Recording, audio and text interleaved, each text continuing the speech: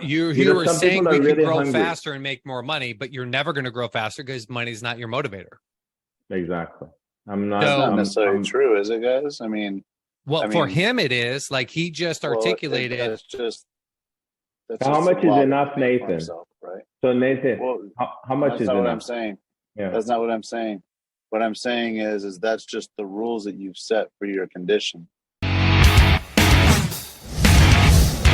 Welcome to Business Breakthrough Show with Ted Miller III, where every single episode is hosted live to help you uncover a breakthrough to the single greatest challenge you have in getting your business to where you really, really want it to be. So call in, comment, or share. Now, here's your host, Ted Miller III.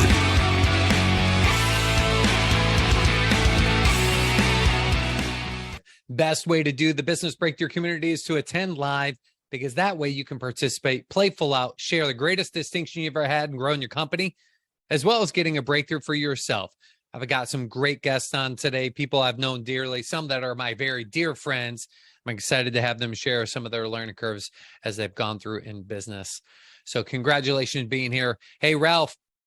Hey, let's start with something amazing. Let's just start with something awesome. What's been the single most profound breakthrough that you've ever had and getting your business closer to where you want it to be? Some kind of breakthrough that helped you grow 2 times or 10 times more effective, maybe even faster and easier than you ever thought possible. What do you got to share with everyone?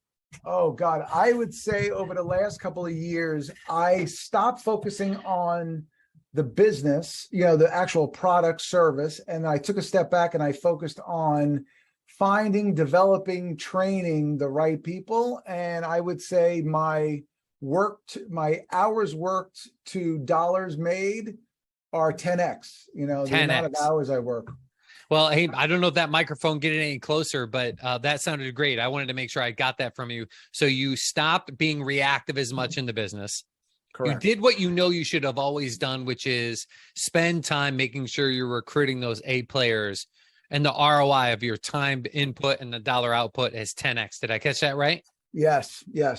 And that's what motivated the moment in time to do what you know you should have done? We all know we should be more proactive. We all know we want a 10x rate of return with our time, but what was it that just pushed you over the edge and said, okay, I'm going to do it this time? Oh, I hate to say it. About 3 years ago, I read that book, E-Myth. Yeah. And then things started to click. And I would say I was very slow for about 6 months. I was like, oh, this is not doable, and then I literally put money aside and then I just focused on training. And it took about a good 9 months of really dedicating my time on the training and setting up all the processes to the point where I basically took a year off. Yeah. Just touching base once a week. And, business increased by 30%. I had, maybe an hour a week worth of time invested in the business. And it's doing fantastic for the last couple of years. Wow. I absolutely love that.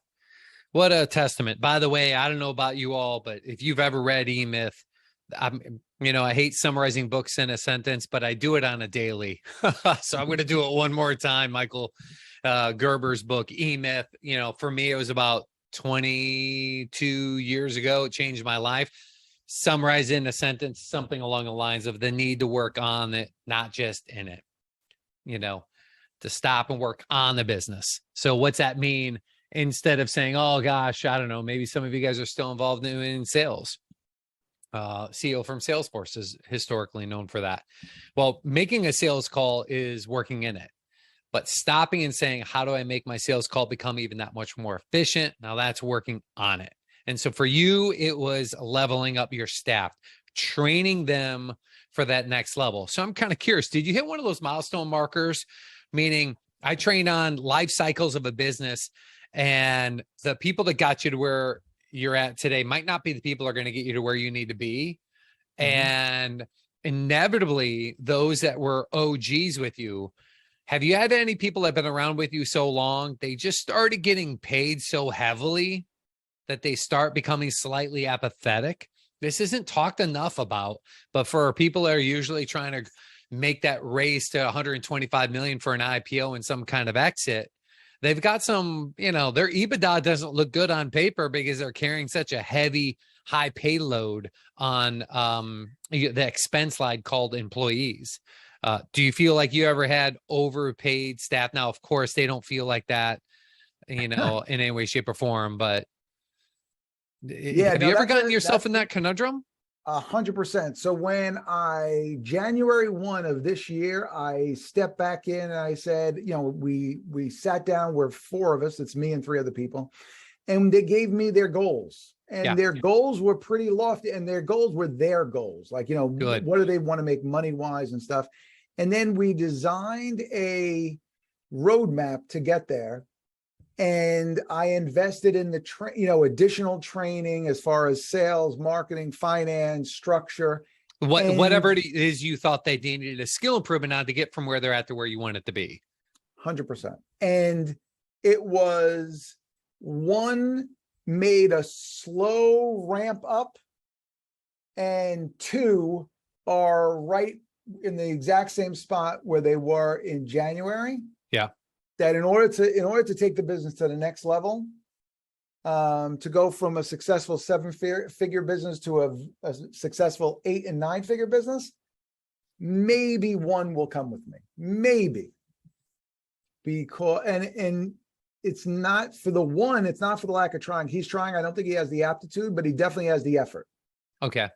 The other 2 don't have the effort or the aptitude. They got it to the 7-figure, and I can't complain there. But if you want to go, and the frustration is, hey guys, you were the ones that told me you wanted to get there, and you were the ones who gave me the goals. I was pretty happy, working an hour a week.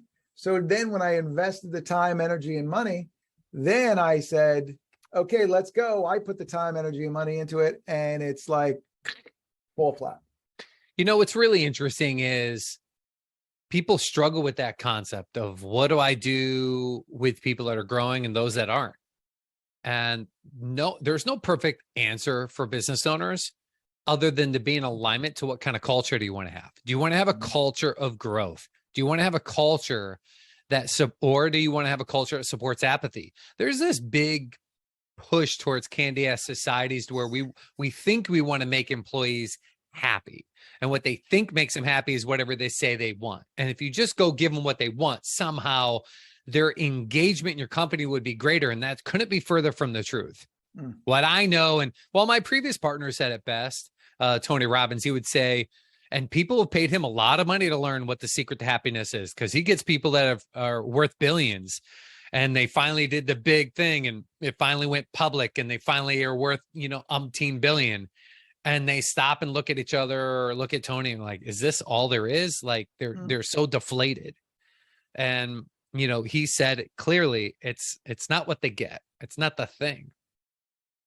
It's growth equals happiness. So if they're growing spiritually, physically, emotionally, in some way, shape, or form, if they're growing, they're happy. So to give staff or people things you think they're going to make them happy, that at best will make them apathetic. So what kind of culture you want to have is kind of important, because it dictates how are you going to have rules based on the virtues, meaning if your core value is of growth, and if they're not growing, your perception is then they're dying. So if they don't step up, they're stepping out. Yes. Where other organizations at different stages in their business, they want their middle 70 to be consistent, meaning you always have your top 20, bottom 10, and your middle 70. So you got to kind of know what stage you're in. And if you're looking at fast growth, boy, you can't put up with the lowest common denominator that's weighing down the rest of the organization, because their cadence is so slow.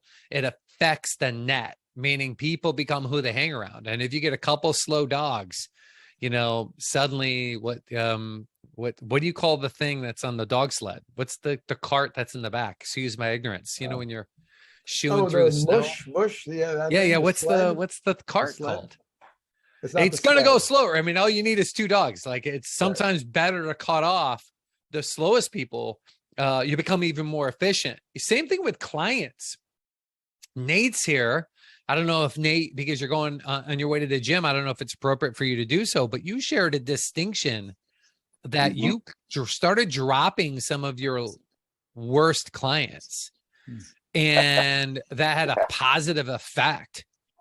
And you did in a short order.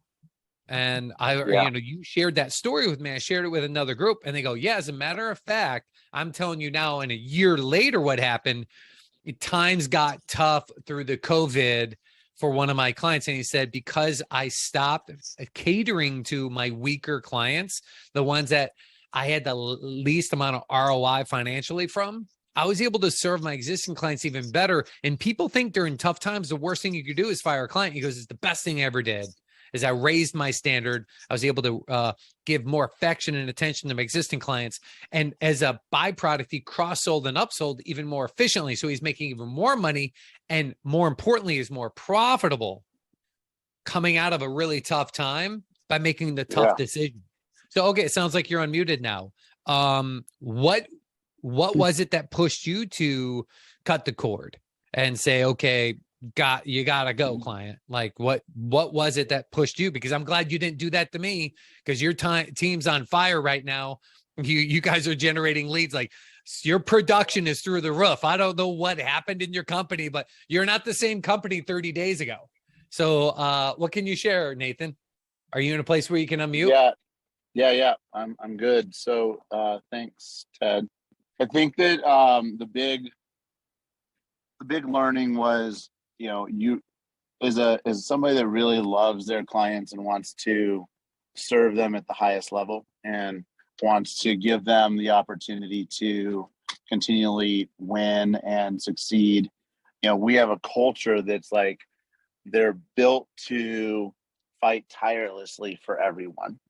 And that's not part of our culture. It's part of who we are as an organization. We have about by the way, as a client, I sense that the concept of servitude, like they the sense of a moral obligation, because when I give them critical feedback, they take it to heart. Like they don't get defensive. So I just want to tip my hat to you, because it's not always easy to come by when you're criticizing a vendor. Like your team takes it in, they lean into it, they question it, they don't get defensive, they seek to understand my perspective and to see if it's actually true and if they could step it up.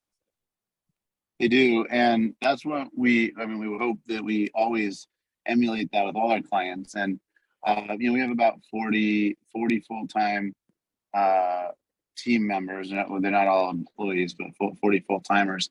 And they're all kind of centered around our clients' success. And so when somebody's not winning or something's going off wrong on a campaign, or really they're just not a profitable client, there's a point where it's cheaper to cut it than it is to keep trying. Yep. And so that's what we had to get really, I think as a whole company, more aware of, is what is that breaking point? And so, don't go so fast. You're talking about having the company becoming aware, and small organizations, small businesses under 100 million, they have a tendency, that's a decision made from one individual, the person who owns the company outright.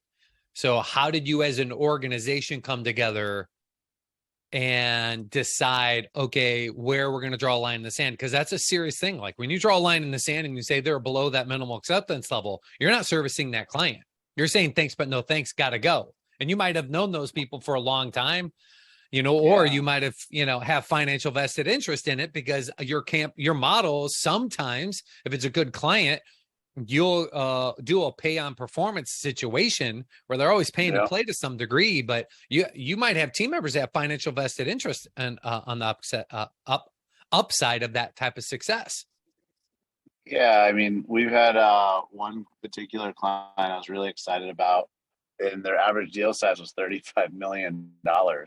And so when our performance, like our commission would have been about $350,000 per closed deal, and they had a really amazing product line.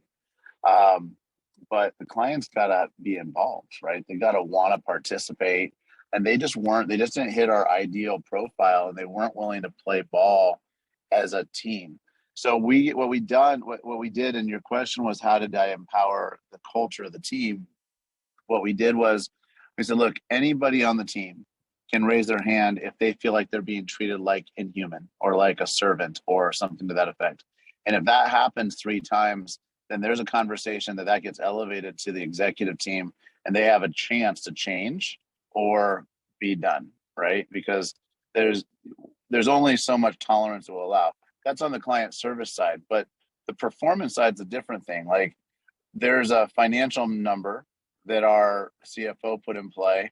He said, look, guys, you have this amount of time to like bring a client to good, or for the client to start on board converting. to good standings. Yeah. Yeah. Well, and it might so behoove there's a financial everyone metric. for us as we go along and keep having these dialogues. Explain what you do real quick. What's your log line so people listening know what you do and what your clients expect of you? Yeah, sure. So our business is about helping organizations get meetings with executives. So the cornerstone of our business is how do you move an executive into action? What is the language that executives speak that moves them into saying, hey, not just that's nice, thanks for the email or thanks for the call, but that's nice, thanks for the email and the call, and yes, I want to meet and have a conversation. And it's a really unique difference, and it's specifically with executives, the C-suite mostly, and that's our niche. That's And where we I don't spend want all to of our project time. that it's only B2B, because that's what I deal with. And that's how you help me, hard to reach business owners. But is that applicable in the B2G space, or is it niched out within the B2B? Business to government, or business to business, or business to consumer? It's anybody that's selling a large ticket item. If So if your it's, even if audience it's has reaching a digital famous or a wealthy individual, does that even apply or no? footprint, every case is a little different. I mean, it's got to be a scalable market. I mean, if you only need 3 deals a year, then we're not a good fit. Like you can do that on your own. Okay. But if you need 20 to 100 meetings a year, and they're significantly worthwhile to you to have those meetings, and you don't know the messaging, the language, the processes, or whatever to get them on the phone, then we're a good fit for that. So there's B2C to B, right? You have the B2C companies that have the large ticket wholesale acquisitions with retailers. Those are good fits. Like, we help a lot of companies get to retailers. We help a couple of B2G, but not as many. But most of our clients are B2B professional services, and the primary niche that we fill, Ted, is companies or divisions of bigger companies that have referral-based businesses that want to build a predictable, guaranteed performance program and marketing, and they would like that to be with executives. That's where we spend most of our time. I can't tell you how many times I heard, what's your biggest challenge you ever get in your business where you want it to be? I need more new clients. And it usually sounds something like this. If I get them on the phone, I could do pretty good, but I'm busy, and it's like, how many times we've heard that story.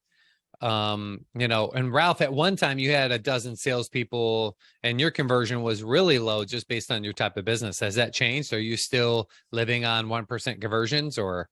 I got rid of half the guys, and we have the same amount of conversions. So it's double. Same amount of actual sales, or same percent of conversion? Same amount of sales. I got rid of half the guys and spent all the time in the training, investing in the training. Again, leveling up to better talent. It's still 80-20. You got 1 or 2 guys that are doing a lot of the heavy lifting. Yeah. But it's better. Well, we've talked about that, how to be able to recruit those top producing sales superstars, always find that there's value, and always bringing on new blood. It's been probably 2 years since Ralph, you and I've been working together as a client engagement. And, if you've been around for a long time, the people start slowly but surely becoming apathetic, meaning they've met their needs to some degree. You used to distribute leads in a round robin way, and that's great. And I was like, but your greatest expense is your marketing dollar, not the commissions you paid your sales reps. Let me say that again. Often when it comes to finances, it costs you way more money in marketing to grab someone's attention to want to engage with your brand than you'll ever spend in the actual commission of the salesperson to convert it. So then why would you treat that non-emotively like they're all created equal? Because if one sales superstar has a much higher conversion You're taking a valuable asset and you're wasting it on weaker resources. And so what'll happen is you got 13 people, you round robin. They're like, well, I meet my needs. He feeds me. I don't have to go pound the phone. I don't have to do follow up. Then you thin the herd. You get rid of the weakest reps and you made the same amount of revenue because, well, they're more efficient with their time. You leaned in, you gave them some training, but to get a new blood, to chase to the top for the spirit of competition, or maybe another word, hunger. Because with staff and yourself, apathy's tough. I alluded to it at the beginning. What equals happiness? It's not the achievement of the money thing. It's not the end thing you're chasing. It's the growth that you experience between A to Z, from where you start to where you want to be. That's where everyone says they love the fall in love with the process, not the outcome. Well, if the process isn't full of growth, you'll be unfulfilled. So how does that help you get stronger, healthier, happier? Maybe it's a physical thing. Maybe it's an emotional thing. Maybe mentally you grow. And some of you become a big fish only because you're in a smaller pond. So one way I gamify that, I'm always looking for great strategic partners that force me to grow. So Jay Levinson, he was the OG when it came, guerrilla marketing. He pioneered that whole thing, free to next to free. So great. Like when we were children, it was Jolly the Green Giant or Tony the Tiger, Fly the Friendly Skies, or Marlboro Country for Marlboro brand cigarettes. You guys remember that as kids? Mm-hmm. Like that guy, he helped facilitate all those brands. Jay Abraham went partnered with him, super strategist. Nathan knows him. Right? I spent 40 grand of money I couldn't afford at that time to learn those distinctions. Tony Robbins, known as the best in the world for personal growth. Oh, Nate ended up going with me like 7 years ago. We walked on fire together. I'm like, let's go. Like, and and I'd gone a dozen times before, but I'm like, if you go, I'll go, I think is what I probably told you, because that's why I tell everyone, if you go, I'll go. Because there's always something new that I learn, even though he may have said the same thing dozens of times before, I'm in a different place to be able to hear it. And so I just put myself in environments to where I'll give you an example, guys. Great guy, won't say his name. I'm at a fundraiser with Tim Tebow. By the way, I didn't know Tim Tebow from Adam. Solid guy. Everything you might hear, he's that good of a guy. Like spending a full day with a man, you think you get a chance to talk. You get to meet someone's soul because they're operating in service to others. And he was there for MVPs, not MVPs in football. You guys know Tim Tebow is, by the way. Mm-hmm. He won the Heisman Trophy, one of the most prestigious trophies you can get in a collegiate football, American football. All that he accomplished. He set new rules up in the game. You can no longer write a Bible verse on your cheek anymore. That's in the rules. You can't even do that in NFL because, I don't know, it's too popular. It's the most viewed video of all time when he did that. Anyhow, his MVPs aren't most valuable player. He's now focused on most vulnerable people. And he's doing it in a way that intrigues me. His sister-in-law is disabled in some way, shape, or form. So he serves disabled human beings on the planet. I don't know what the disability is. I didn't bother to ask, but I got the gist that empowered him to want to do that. They also witnessed sex slavery to some degree vicariously through his wife. By the way, he married Miss Universe.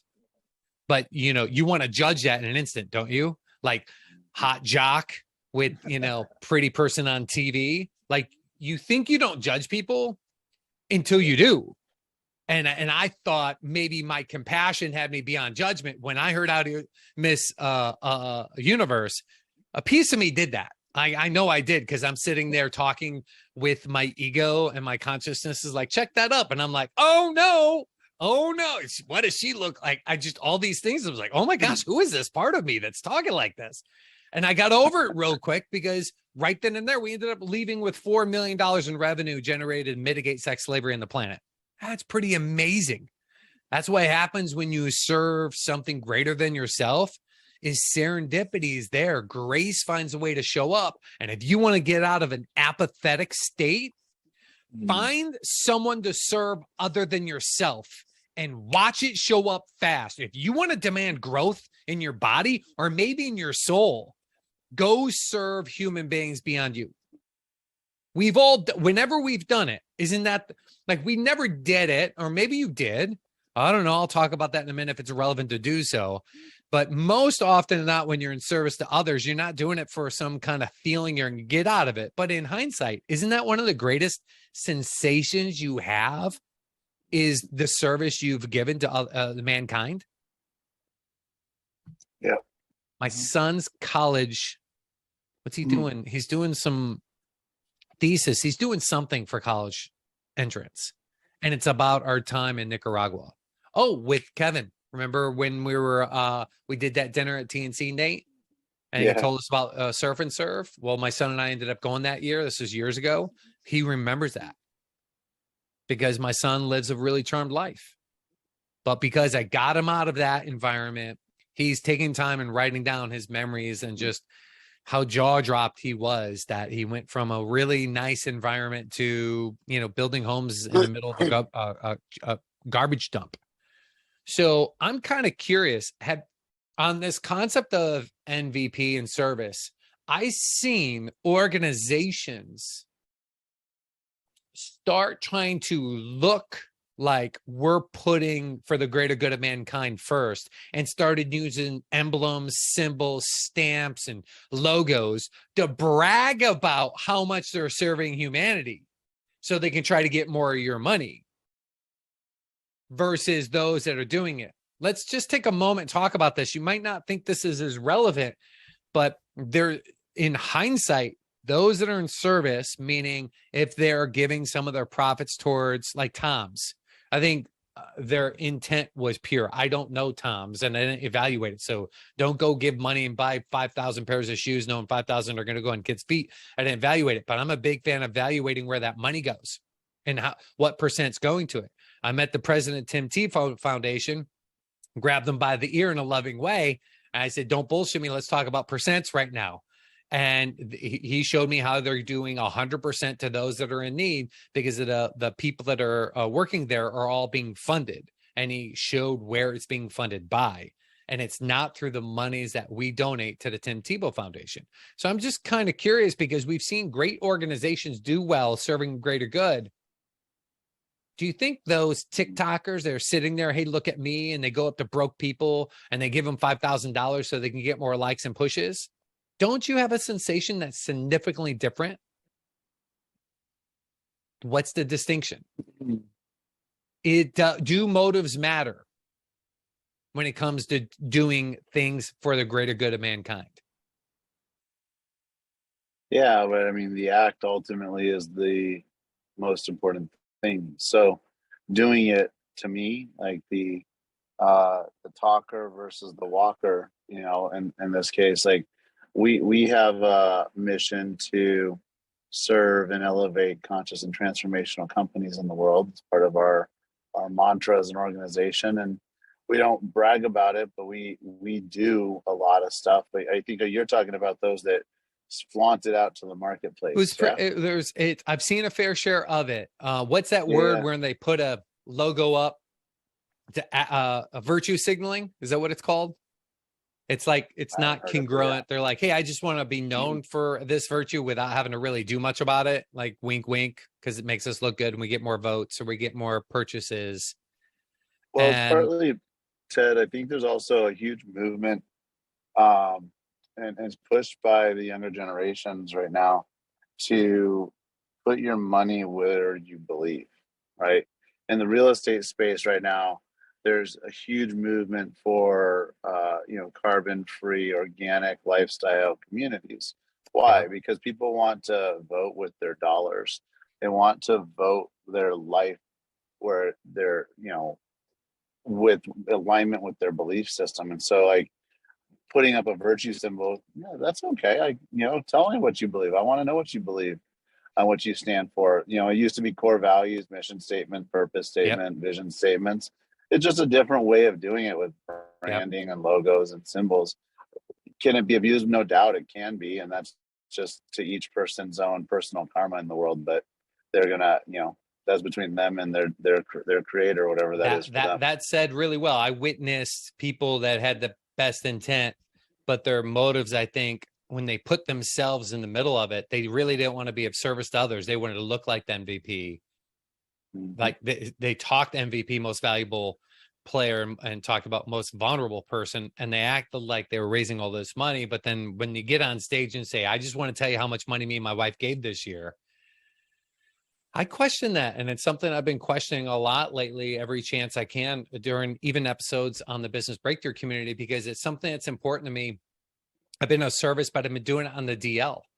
And I've been questioning, am I serving at the highest level by not talking about it enough? And then to what degree does it make it look like I'm doing it for the acknowledgement versus for the actual outcome? Because, you know, I'm as a Z-level celebrity, and the more people are watching this YouTube channel, you know, I can make a statement like that and they might go and invest more money in for a non-for-profit. And I'm just taking that closer to heart every day. And I respect your guys' opinions. That's why I thought I'd bring that up today to see, like, what's that distinction? How much of it matters? And do you guys put a particular percent aside in any way, shape, or form? Because I'm looking at creating a new product that is not my core offering, but it's something I'm highly skilled at. And I'm looking at moving to make it, monetize it, whereas I've not monetized it before, because it's not in alignment to my core business model, but it does add value to the world just to raise money for a cause. That way I can go separate it out, line item it out, and make it clear that 100% of the proceeds to this particular product line, it's towards an initiative. Have any of you guys ever had experience with that? No, that's going to be new for me. I mean, we donate our services. So like we've helped, you know, I think we've helped now 4 different organizations. We started this last year, now 6 different organizations running campaigns to expand their reach and message and mission in the world. So we feel like that's a better use and leverage of our resources than just giving cash and them to figure out what to do with it. So you put your sweat equity behind that. You're put, you know, you'll do a campaign for a not-for-profit or something. All right. Yep. Served well. Wow, that's smart. That's really, really, really smart. So, hey, Alex, are you in a place where you can unmute? Yeah. Hi. Hey, good to have you here. Love your background. Hi. Nathan's got one of those.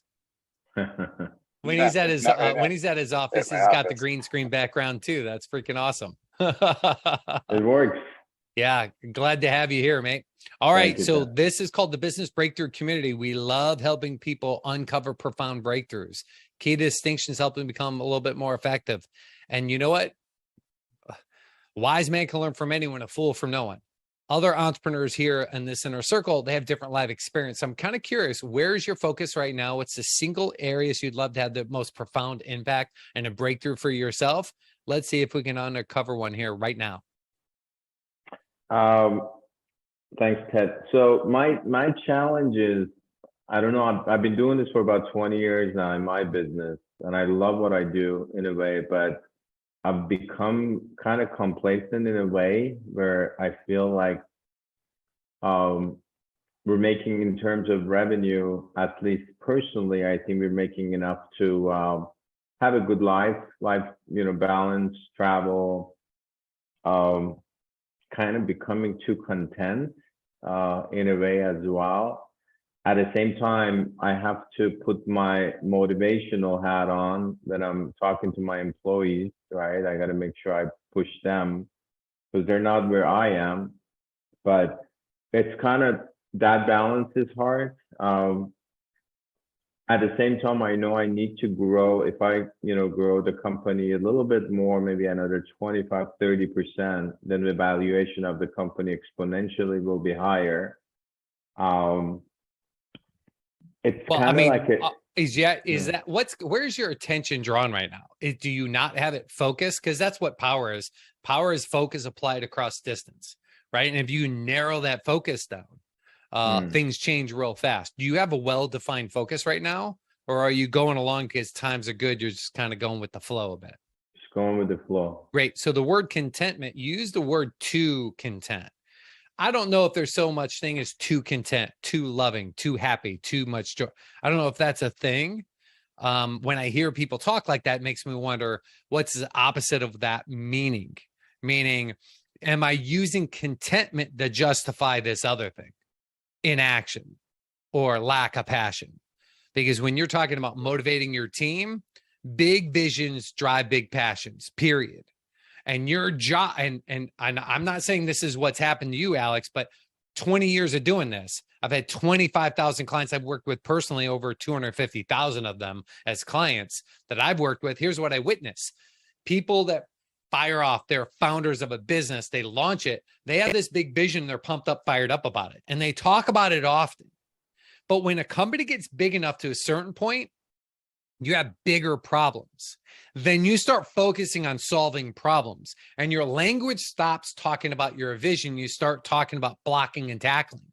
And next, you know, everything starts kind of apathetically kind of muddling out, because your actions follow the meanings you've given past experiences.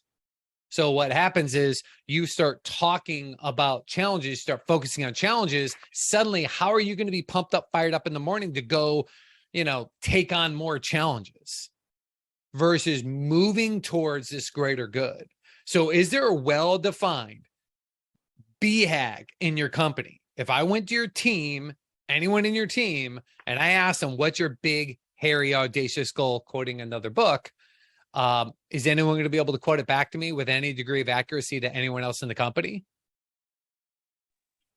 Built to last. Built to last. Yeah, thank you. Quoting built to last. Alex, if I asked anyone in your team, are they going to say the same thing? Or are they going to be like, BHAG, what's that? Probably, because we're doing well. I mean, there are challenges, day-to-day challenges as a technology company, but well, let's but talk again, about, well, for those that are listening, what percentage rate of Yeah. growth? Because you talked about growing even 20% more for a better EBITDA. So get a rate of return on an exit. So what rate of growth are you going through right now? about 20. About 20%. Okay. So 20%. 20 could even be considered fast growth in some, you know, industry types. Historically, have you been growing 20% historically year after year? Not year after year. We've had some down years, but in the past several years, yeah, it's been 20%. Okay, since so this is just 2000. another day. It's like a walk in the 16, park. You're 20% rate of growth right now.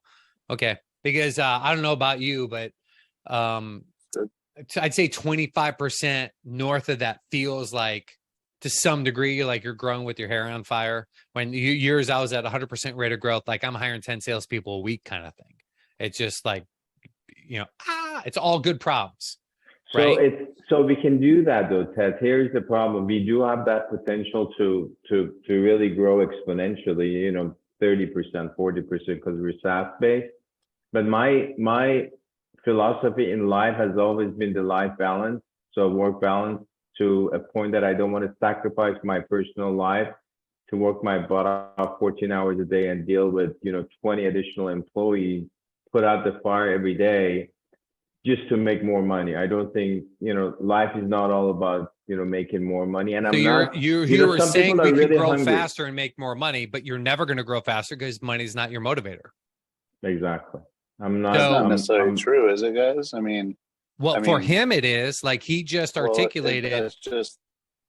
That's How just much is a law that enough, he made for Nathan? himself, right? So Nathan, Well, how much that's is not what I'm enough? saying. Yeah. That's not what I'm saying.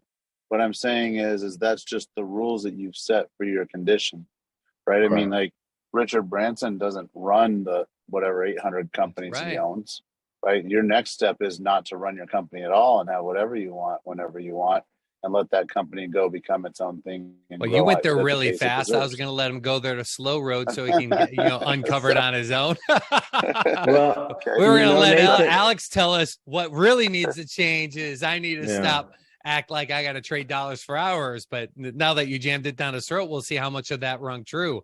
Any of that Sorry. feel a little bit truth? Like you're taking your past and projecting your future, that you're going to have to grind it out and your life's going to have a negative consequence just because you grew past 20%. Is anything Nathan shared have any truth to it? I've read about all of this and I've heard a lot about that, you know, Nathan, but visualizing that for my business where I'm kind of, not active, or maybe I'm only active for about an hour a day or whatever, it's hard for me to even imagine that. I do hope that we can get to a point where it can run by itself without my involvement, at least not on day to day. Well, how But- proactive are you now versus reactive on a daily basis? I'm more, I would say, reactive than being proactive in Well, we already know what the Yeah. solution is then. That's simply meeting cadence. This is pretty quintessential, like standard stuff. Like what kind of revenue you guys do in a year? line. about 3.5 3.5 million? A Yeah. year or a month? a year. A year. Okay. So pretty standard stuff right here. You're meeting cadence. Like how frequently are you meeting to lead, drive, motivate the team? How frequently are you stopping working on that product development? How often are you doing what Ralph did? Hey, I stopped and I took time to do nothing but work on developing my team, and I've 10x'd my ROI.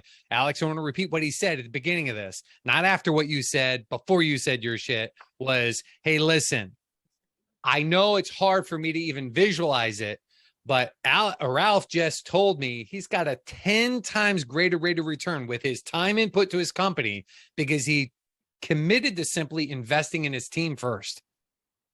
And he even reduced his team size, but leveled his team up. And the efficacy of their output gave him a 10x of his time. So it comes down to how proactive are you? Are we reacting? Or are we intentionally going out and mapping out every single day with proactivity thought in mind? And I've got tools and things like that in my particular business that we solve that, but most people can't articulate what their stand-ups look like. Those are meetings that last less than 10 minutes, but it's basically like in a team meeting, Tim Tebow, when he was a quarterback, he'd get everyone in a team and they go, okay, you know what your plays, you know what your plays? Listen, do you know what that is? Okay, by the way, that's an out and up, they'd remind each other, oh, that's the play. Okay, on two. Right? You gotta know what your play is, your strategy, so you can go simply take reactive action in the day. Simply plan it in advance. There's been no great success business owner that I've spoken to that doesn't start their day with a freaking to-do list. I think to-do lists can suck, but the power that comes from it is they narrow it down to the 6 most important things they need to do in a day. And frankly, if you're an entrepreneur personality type, not a hired CEO, but you founded your company, chances are for you, 1, 2, 3, it's too many, past 3. So if I can get you at least focused in your top 3 most important things you must be doing now, you'll be more efficient. But going back to what you said, Alex, you'll never do it though, if you don't have clearly marked outcome. When you say, I do this, I can grow. It's plausible. I could even grow by another 20%. We can go from 20 to 40, but all it do is give me more money. And all it do is take away from my work-life balance. I don't know about you, Alex, but I don't look at balance because I think balance is bullshit. I say it often. I'm a fan of mastery and commitment to my priorities because priorities change in life. So my priority is God, family, business. So when I put my time aside, and so I call it meditation, but a previous business partner of mine, Robert Allen, we used to judge each other heavenly until we went to an event in Singapore to find out what he was calling prayer and what I was calling meditation was identical. Minus his house was a little larger when he was doing it in. I got a little, built as a wine room I like to meditate in. His is a room, his closet is 2,200 square feet. But other than the size of his home, mine's like a dinky, I don't know what it is. It's a small office place I meditate in. Other than that, we're identical and too busy judging each other. And so if I put time aside for that, and then I put time aside for my family. So if I do a date night with my lady, my daughter, for example, my 15-year-old, come hell or high water. I don't care what kind of business opportunity comes along. I'm not saying no to my daughter and yes to that opportunity. I'm going to say, Jess, not now. I can meet you before, I can meet you later, but not during. And long as I stay true to that, I have an abundance of time left for my passion, which just so happens to be business. And people think I'm a workaholic. I'm not. I'm able to do that because I keep my priorities. So everyone's priorities change over time. But if you don't have clarity what your priority is now, and you don't have a big, hairy, audacious goal, if you don't have a big vision, you're never going to find that fuel to do the thing that Ralph just said you could easily do, that Nate said is easily before you. Get the business to work more running without you. via your team because you invest in them. Unless you have a drive, unless you have a force, unless you have this thing that is sexy, that's got sizzle, that's licking the flames around your heart. So it's like this is where masculine energy is great. Masculine energy is the initiator. And so you can initiate that thought and that action by simply declaring it. I call it a conscious commandment. You guys know, like my kids' movie was Gandalf Gray turns Gandalf white in the moment he says, you shall not pass. And he took his staff of wisdom and he stabs it down in front of the dragon. Do you guys know what I'm talking about? And he goes through this metaphoric fall to his death to just rise again as Gandalf Gray become Gandalf White, or whatever his name was. Excuse my ignorance of that movie. But it's that conscious commandment. Like, what is it you're here to do, Alex, beyond just make the money and the time with the family? Because if you got the money, you got the time with the family, if you're not growing, you're not going to be very fulfilled. You'll have that longness laying on your face. So my challenge between now and the next business breakthrough session that you participate in is get clear on what that vision is going to look like for you. What could you be doing? You know, for me, it's clearly in my mind's eye, how can this organization be serving something greater than ourselves? And I'm excited about launching a little side project product line that I can sell just so I can put proceeds towards causes that I'm passionate about. But always looking for that state of service to serve others than yourself. If you can find it in that way, everything seems, I call it serendipity. What do you guys call it? Grace and serendipity. When shit just goes the way in your way, wind your back, what do you call it? Flow in the zone. Flow in the zone. I got a client out of UK. He trains on how to get you into your flow state. Because most people don't. They just react to the shit that's going on in their company. And that's not very exciting to have to go tackle some more shit. You guys getting that? Like, you started with this big passion and this dream. You recruited people because you had this big passion and dream. You moved your attention from big visions and dreams down to blocking and tackling of traumas. And you start speaking your conscious commandment to traumas. Maybe just let that die. You don't even have to fight it and kill it. You can just let it go. Where it takes the least amount of effort in life is to simply let go. Just let go of that, because whatever you resist will persist. So how could you reframe what that journey is going to look like for you? They're very inspiring. These people I get a chance to hang out with, they're very inspiring and move people because they have something they're serving. It's clear in their mind. That is obvious to me. And I'm sitting down, I'm talking to a fellow, and I'm talking about what's going on with double-digit inflation. I'm talking about the U.S. dollar, and I just finished Ray Dalio's book. I should quote it correctly. It's titled Principles of Dealing with the Changing New World Order. Heavy book. And I'm like, how do I get out of the USD to mitigate risk? And you're hanging out with different crowds because you either have private jet money or you don't. We're raising money for Tim Tebow's foundation, and they're talking about, hey, if you're one of the top 10 contributors, we'll put you on a private jet. So someone donates their jet to say, hey, you can hop on my jet. So we're on the West Coast. This event's going to happen in Florida. I'll just put you on my private jet. Well, first of all, I don't have a private jet to donate, nor do I fly private. I'm where my station in life is right now. I'm committed to doing first class only. My wife thinks I'm not. And we fight about that often, but I'm never sitting in a plane seat other than first class because I used to live in a lot of back pain. I'm past that now, but I refuse to be uncomfortable. So we were talking about this money situation, and he was like, oh, and I was talking about physical gold. I'm like, yeah, I think I need a little bit more physical gold. And he said this flippantly. He's like, yeah, like 2 million in physical gold. He said 2 million in physical gold, like my kid who just bought a car, a 2004 car. Like, he said it as flippantly as that.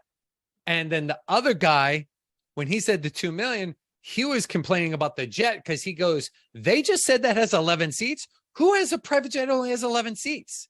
He goes, all 3 of my jets have 20. And then so I'm not hearing anything past he said my 3 jets. Well, how do you need more than 1 jet? Friends, family, colleagues, coworkers, tax advantage of companies in Puerto Rico. And my CEO in that company has to live in Puerto Rico and on site X% of the year. And I'm just like taking notes that some of these things I've known, I just know in me, I'm not operating at that same level. And so for me, I love that. I just simply intentionally put myself in proximity to that because I know they're thinking in different ways. And I hope for you, Alex, if you ever feel like, or anybody that's listening, you feel a sense of apathy rearing its ugly head, my immediate question is to you, who are you spending your most amount of time with? Name off in your mind's eye the 5 people you spend the most amount of time with.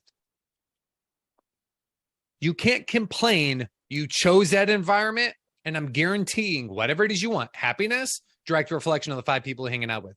Your monetary state is a direct reflection of the 5 people you're hanging out with. Whatever you're going to talk about.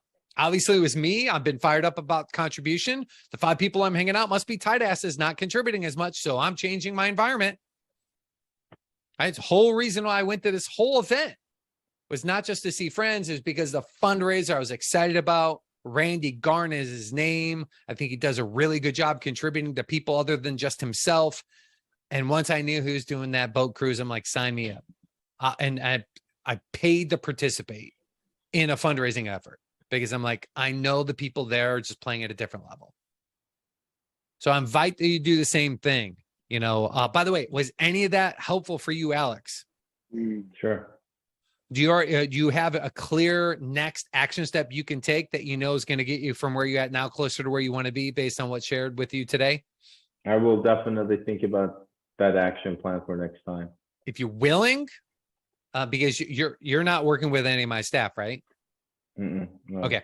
Because one of the primary ways we generate revenue in Training Mastery 3 is our business coaching. Then just email it to me or text it to me. If you're willing to, just know that I have a degree of transparency. I might ask you if you're on the next episode, like straight up ask you. So like, just know that's how we roll. Nathan's laughing because he's been in proximity. He's been a client before. I've been his client for longer than any other client you have. I mean, I have to be, right? I mean, I don't know. Like what, 8 or 10 years now? No, longer than that. It's been a long time. Yeah, It's been a long time. Yeah, it's been a decade at least. At least. Yeah. Remember, it was the Hilton when the first time we were talking about it, and you were telling me about your incident with your Volkswagen, was it?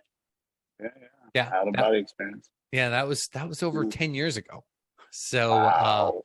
yeah, I hate to say What it. event was that? What was that saying? Yeah, because my late partner, Chet Holmes, died 10 years ago this August. So the last time I spoke at Sang was after his death. So that was the last thing, but that's not when we connected. We connected multiples before that. So yeah, I might have been your client for the last 12 years. But there's been times where he's been a client and he's gone through some shit, right, Nathan? I mean, you've had, we had those calls saying, hey, I'm upside down.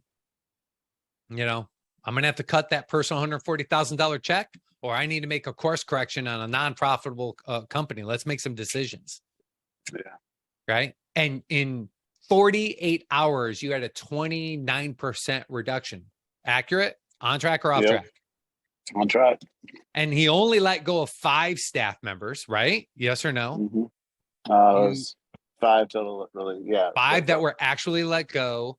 You had to readjust 7 compensation plans, and all the executives had to forego the bonus. 29% found like that. And I know there's more to it, but am I on track or off track quoting you? Yeah, it was hard. Still, it's always resonance of that or remnants of it. What people think and managing people's expectations. Yep. From those activities. So, but what happened, I think you nailed it, which is Ted always says when the cat's away, the mice will play. And I always just kind of snuffed at it. Like, not my mice. Not my mice. Except I can tell you from 10 years of friendship, we can go back to the text. We know exactly when you send me the text. It's conveniently right after your 2 months of baseball. Oh yeah. I have. So I coach baseball for my kids, and I have a much lighter workload when I do that time of the year, and it's always more challenging because I guess by me being on a lighter schedule, everybody else thinks that if they're right too, So, we have a pretty loose vacation process, so it's really up to them to complete their projects and achieve their goals, and then they can write their own schedules. So it's something we're working on right now. Have you ever heard of Cameron Herold? He's a distant friend. Yeah. I think. Cameron. Yeah, so he's got I think he said he came out with a new book, and it's always about second in command, like second position, and this is not time to replace. But in the next episode, you guys press play for the very next episode. You'll catch this possibly if Nathan and I choose to tackle this. He talks about that second in command. It's his new book. Look it up, Google it, Amazon it. I'm sure you guys can pick it up. That's that solution to the conundrum that you have. In fact, if you want to search through his feed somewhere, he talks about his guilt that he carried once he learned how to have when dad was, cats away, the mice came out to play. He got over that, but he then had this old resonance of guilt because what he resolved it was obviously his second officer in command. And so when he's away, someone else had the backbone of the team. So he was able to get those managed expectations, standards to be held, if not higher, when he was not there versus the other way around. So I'm tipping my hat and sending people off to go check out his book because I respect this stuff. Haven't talked to that guy in like 10 years, but I know what he's made of. And I think I'm going to bet his material is great. So I'm going to go buy that book and read it myself. He's a good guy. Ted, you said something there that I'd like to just highlight, which is levels of tolerance. Like, I just went through this exercise because of a lot of changes in our business over the past year, which is the standard, right? What will you tolerate? What will you not tolerate in your business? And you're really, really good at this, by the way, Ted. Like you have a knack for just holding people to a level and a standard that you set before they start, and they know what it is at all times. I think it's fantastic, and I think it's a lost art, especially in entrepreneurship, right? Which is what like I do it in baseball, which is ironic. Like in my coaching, I say, here's the score that you need to score at to be on this team. And if you don't do this over the course of the year, then the next year you don't have a spot on this team, because you have to reach and maintain this level of excellence. So yeah, the PIP, that's right. Yeah, I was just, as you were talking, I was writing it out. I was like, everyone's got a goal, but minimums become maximums. So the goal's in the middle. But if you never take the time to articulate what your minimal acceptance level is, and you don't articulate what exceeding expectations, this is where you do words of affirmation. This is where you might give someone a raise in some way, shape, or form. Performance goes like this. You need to know how to intervene here and here, because these two forces, carrot, stick, fundamentally ensure this graph goes up into the right, up into the right. If you want to have a culture of achievement is up into the right, you must consistently be able to clearly communicate expectations in advance. What's going to happen when you hit minimal performance levels, and what's going to happen when you exceed it, let alone hitting it. That's simply managing expectations. All frustrations in life, personally or professionally, come from mismanaged expectations. When in doubt, raise your freaking standards.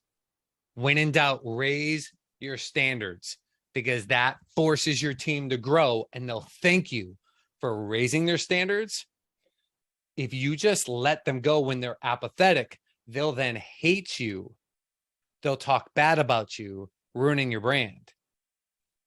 But if you have an environment of up and out, they'll honor you even if they got let go, because you held the standard. They'll honor it. It's a really interesting distinction. I think maybe we can lead that off on our next episode. I love doing these. I look forward to having you on these.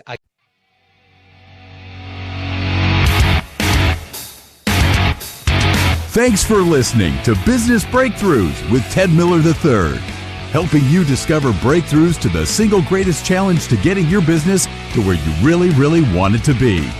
Join us every week at this time or anytime 24/7 by listening to us on iTunes at Business Breakthroughs with Ted Miller III.